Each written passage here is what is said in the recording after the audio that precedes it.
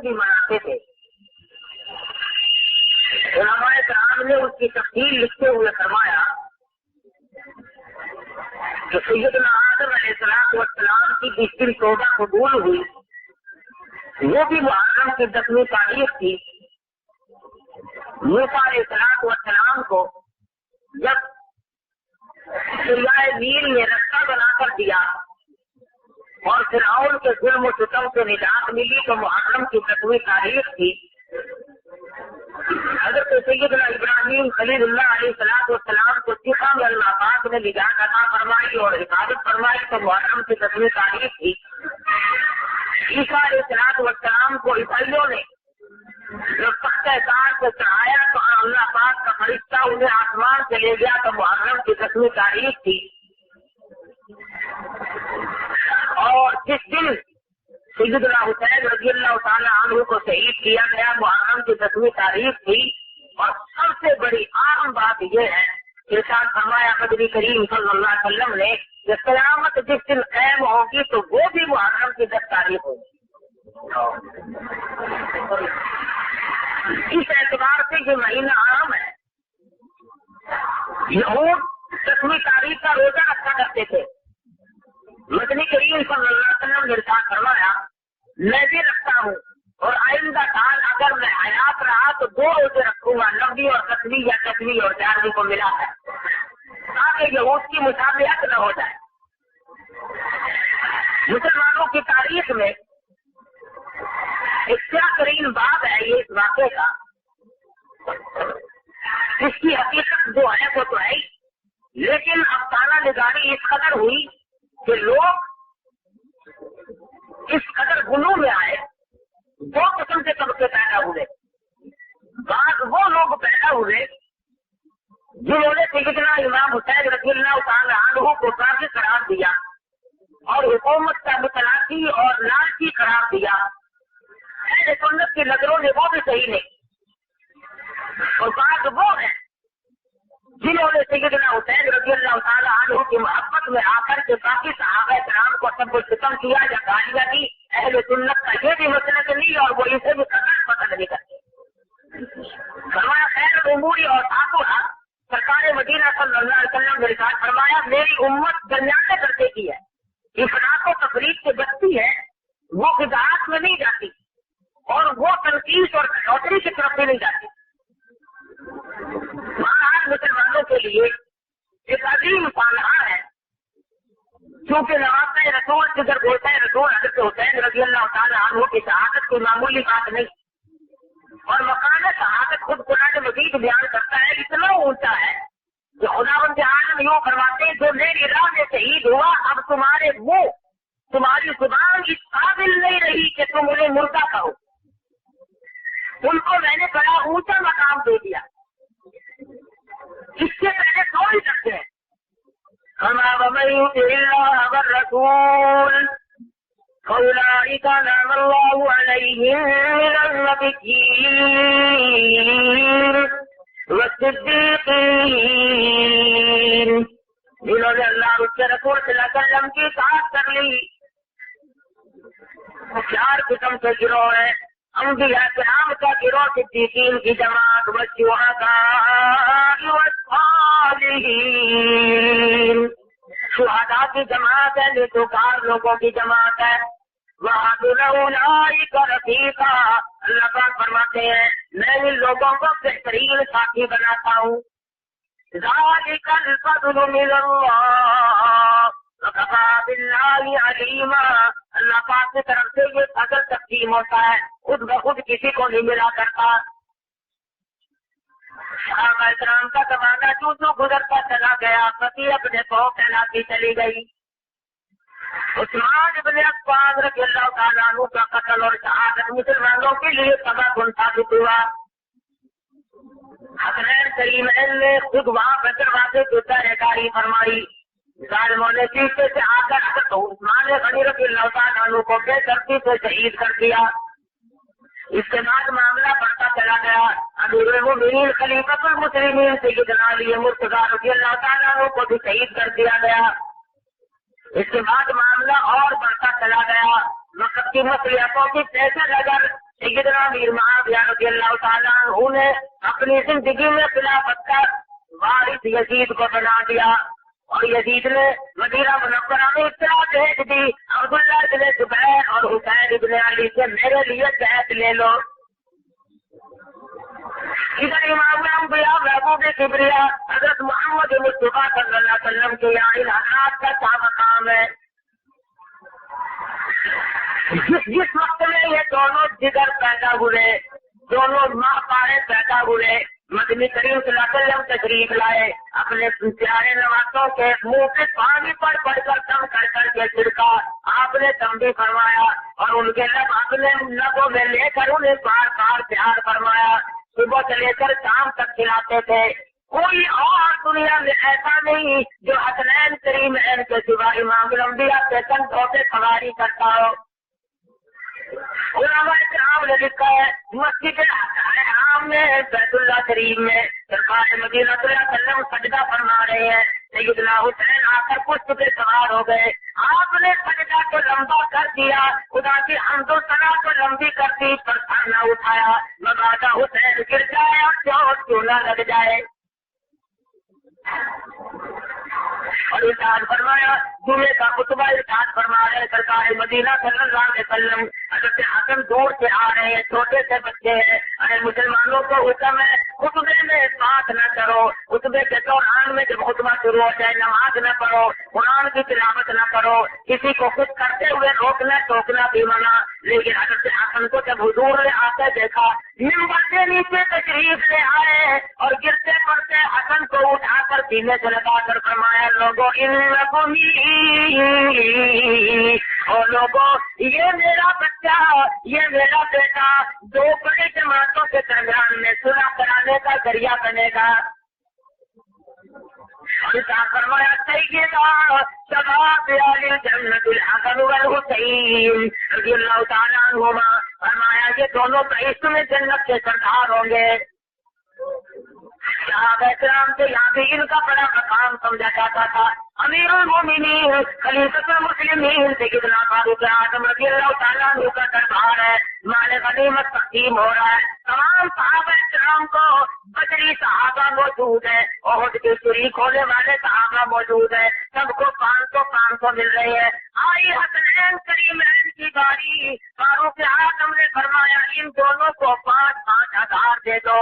عبداللہ بن عمر بول اٹھے امیر المومنین میں بدری ہوں، میں ہر جنگ میں شریک ہوا ہوں اور میں ہر جہاد میں شریک ہوتا ہوں، مجھے 500 اور علی کے بیٹوں کو فاطمہ کے بیٹوں کو 5,000 کیوں مل رہا ہے؟ فرمایا خبردار کوئی تیرے دل میں ان کی برابری کا کبھی جان نہ آ جائے، کبھی دماغ میں تفکر نہ دکھانا، ارے تم نے پیسوں کو تو دیکھ لیا، تو یہ کیوں نہیں دیکھتا تیرا آقا کون ہے اور ان کا آقا کون ہے، اور تو یہ کیوں نہیں دیکھتا تیری اماں کون ہے ان کی اماں کون ہے، تو نے یہ کیوں نہیں دیکھا ان کا نانا کون ہے اور تیرا نانا کون ہے، ان کی نانی مائی خدیجہ تیری نانی اور ہے، ارے ان کا نانا محبوب کبریا حضرت محمد مصطفیٰ صلی اللہ علیہ وسلم ہے، تیرا نانا کوئی اور ہے، تیرے دماغ میں برابری کا دھیان کیسے آ گیا؟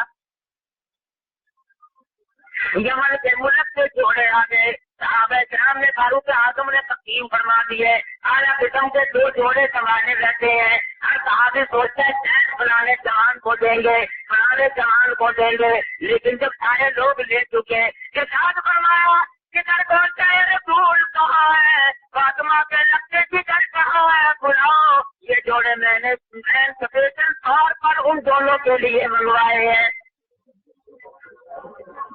سرکار مدینہ صلی اللہ علیہ وسلم کے یہاں بڑا مقام ہے، صحابہ کرام کے یہاں بھی بڑا مقام ہے۔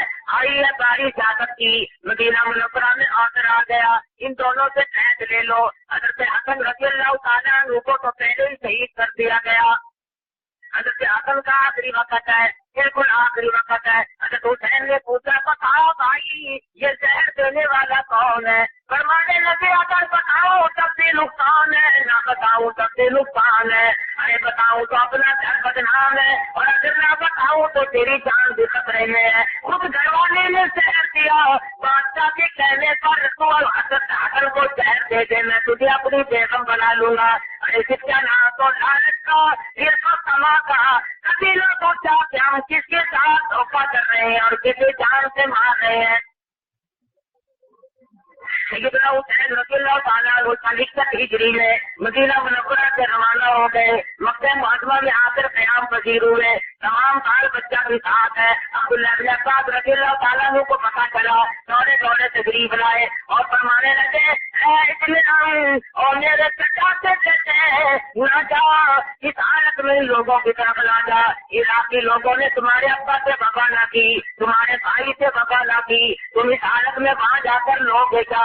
फरमाने लगे, मुझे उन्होंने फरमाया मेरे पास उनके 3 सबूत मौजूद है। इरादा पर वाकई चले गए। मक्का मुअज़्ज़मा में आकर के भी सहाबा-ए-किराम ने बड़ा मना फरमाया। फरमाने लगे, मैं आज़म दिल जज़म कर चुका हूँ, मेरा इरादा पक्का हो चुका है, अब उसको तोड़ा नहीं जा सकता। और अगर ये मंजूर है कि 12 बच्चों के सामने शहीद किया जाऊं तो मैं इन्हें भी छोड़ नहीं सकता। इमाम हुसैन रज़ियल्लाहु ताला अन्हु मंजिल पर मंजिल तशरीफ ले जाने लगे और आपने अपने से पहले मुस्लिम इब्न अकील को कूफे से हालात जांचने के लिए भेज दिया। मुस्लिम इब्न अकील ने कूफे में जाकर ऐलान कर दिया, लोगों जिन्होंने हुसैन के हाथ पे बहस करनी हो मेरे हाथ पे बहस कर ले। लोग इतने इकट्ठे हुए कि लोगों में कई हजारों की तादाद में बहस करने वाले शामिल हो गए। लेकिन उबैदुल्लाह इब्न ज़ियाद ने अपने महल से ऐलान कर दिया कि जो इनसे हट जाएगा उसको इतना रुपया मिलेगा, जो हुसैन की बैत तोड़ देगा हम उसको इतना बड़ा ओहदा देंगे, उसे सोना चांदी देंगे, उसे जायदाद देंगे, रुपया पैसा गल्ला बहुत मिलेगा। उलमा किराम ने लिखा है कि लोग टूटते चले गए, लालच से मारे, समाहित से मारे। हज़रत इमाम हुसैन रज़ियल्लाहु ताला अन्हु का दामन लोग तोड़ते चले गए। हालात यहाँ तक मुअर्रिखीन ने लिखा है, मौलाना अबुल कलाम आज़ाद मरहूम फरमाते हैं कि ज़ोहर की नमाज में मुस्लिम इब्न अकील के पीछे नमाज पढ़ने वालों की तादाद 40,000 की थी, असर की नमाज में 18,000 की थी, मगरिब की नमाज की नियत बांधी तो 500 थे, सलाम तेरा तो एक भी नहीं।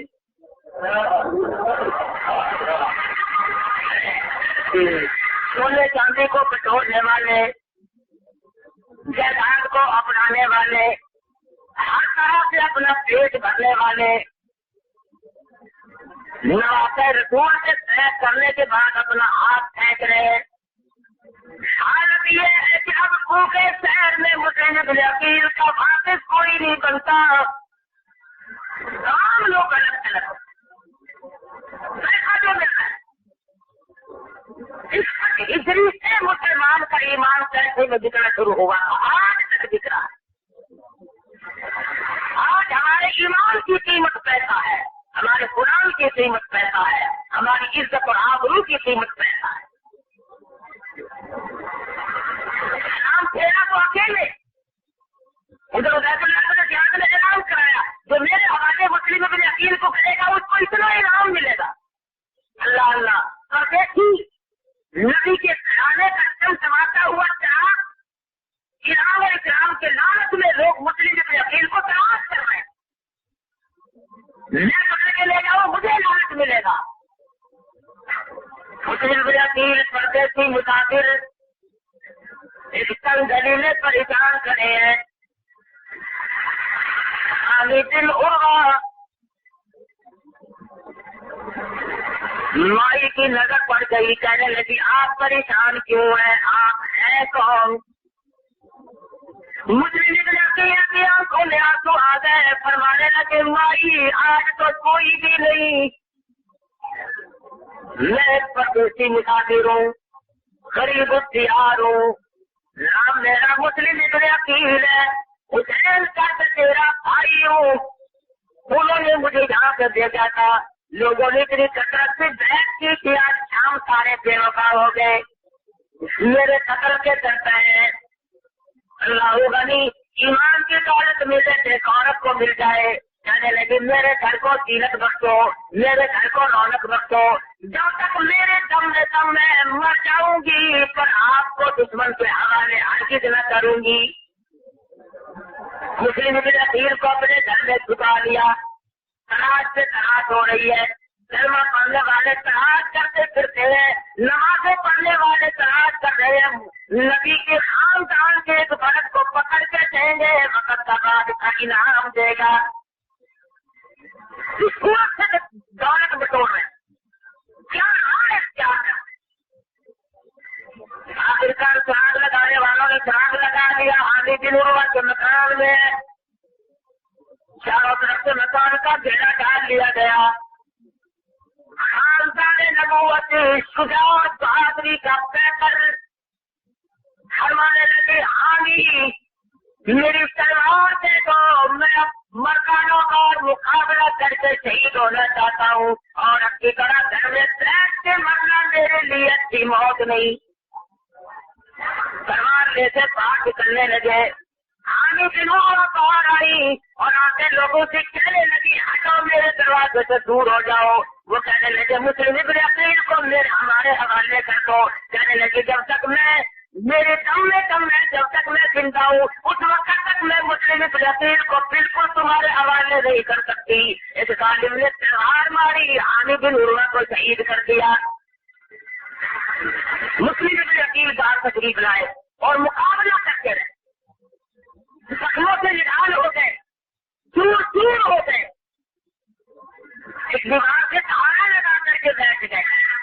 ایک کمینہ آ کے پڑا اور اس نے مسلم ابن عقیل کے لبوں پہ تلوار اور اس کے بعد بھی سزا دی میری پناہ میں آگ آ جائے میں حفاظت کروں گا. اور مسلمان جب تو دگا کرنے سے آئے تو کافروں کو بھی شرمندہ ہے. مسلم ابن عقیل کو دگا کے ساتھ بنا دی اور عبید اللہ بن زیاد سے جا کر حوالے کر دیا. انعام مارا، لالچ پورا کیا. آج کیا ہے وہی کس سے برابر کر رہے ہیں. دنیا میں ہمیشہ تاغوتی طاقتیں بھی رہیں گی، حق پرست بھی رہیں گے، وہ مار کھاتے رہیں گے، وہ کھلاتے چلے جائیں گے، وہ دولت بٹوریں گے تو اپنا ایمان بچاتے چلے جائیں گے. حضرت حسین کو پتا چل گیا راستے میں کہ مسلم ابن عقیل کو نہایت بے دردی سے شہید کر کے باہر پھینک دیا گیا. اور آپ چاہتے تھے کہ واپس ہو جاؤں، لیکن مسلم ابن عقیل کے بھائیوں نے کہا ہم جب تک انتقام نہ لیں ہم واپس نہیں جائیں. کچھ آگے بڑھے. ارجن یزید نے ایک ہزار فوج کے ساتھ آ کر کے سیدنا حسین کا محاصرہ کر لیا. نماز کا وقت آیا، حضرت حسین نے فرمایا تم الگ نماز پڑھو گے یا میری بات. لوگ کہنے لگے کہاں ہمارا مقدس فاطمہ تو سارا کا نور نظر ایمان ہو ہم نماز پڑھے. ہمیں تھی 1000 یزیدی فوج نے امام حسین سے پیچھے نماز پڑھی اور کہا تجھ سے اچھا اس وقت امام کوئی نہیں. نماز بھی پڑھتے جاتے ہیں، تلواریں بھی سنبھال رہے ہیں، چاروں طرف سے گھیر گھاڑ کر لے آئے میدان میں. ادھر عبید اللہ بن زیاد نے خبر دے دی ایسی جگہ میں وہ کرنے دینا جہاں پانی کا آرام ہو. کون کہہ رہا ہے؟ جو حسین کے نانا تھے، قیامت میں حوض کوثر کے پانی کا متمنی ہے، وہ حسین کا پانی بن کر رہا ہے. وہ حکمت الدانات کے قبیلے علی مرتضیٰ کی اولاد اور سرکار مدینہ صلی اللہ علیہ وسلم کے آل کا پانی بن کر مورخین نے مولانا ابوالکلام آزاد مرحوم نے بھی اور اوروں نے بھی تفصیل سے لکھا ہے کہ سیدنا حسین نے 4-5 خطبے ارشاد فرمائے. عمر بن سعد سامنے کئی ہزار فوج لے کر اور آ گئے. سب کے سامنے کھڑے ہو کر ارشاد فرمایا لوگوں یہ بتاؤ ساری زندگی میں ساری عمر میں کبھی تم نے مجھے جھوٹ بولتے تو نہیں دیکھا. ساروں نے اقرار کر لیا. اور لوگوں تم نے مجھے کبھی نماز ترک کرتے تو نہیں دیکھا.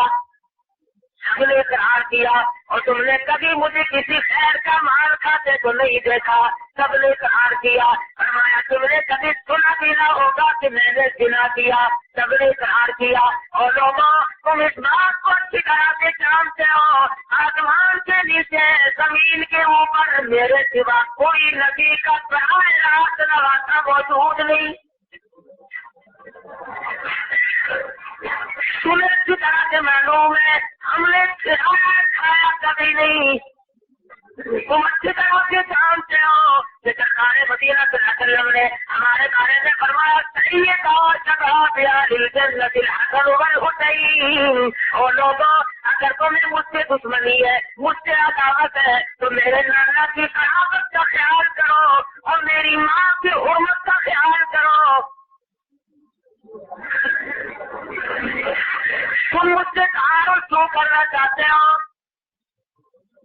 نہیں بات بنتی کوئی بات بھی ماننے کے لیے تیار نہیں. فرمایا صحیح لاؤ اور تھیلے خط نکال کر ڈھیر لگا دیا. تم سب نے ہمیں خطوط لکھ کر کے بلوایا تمہارے خاطر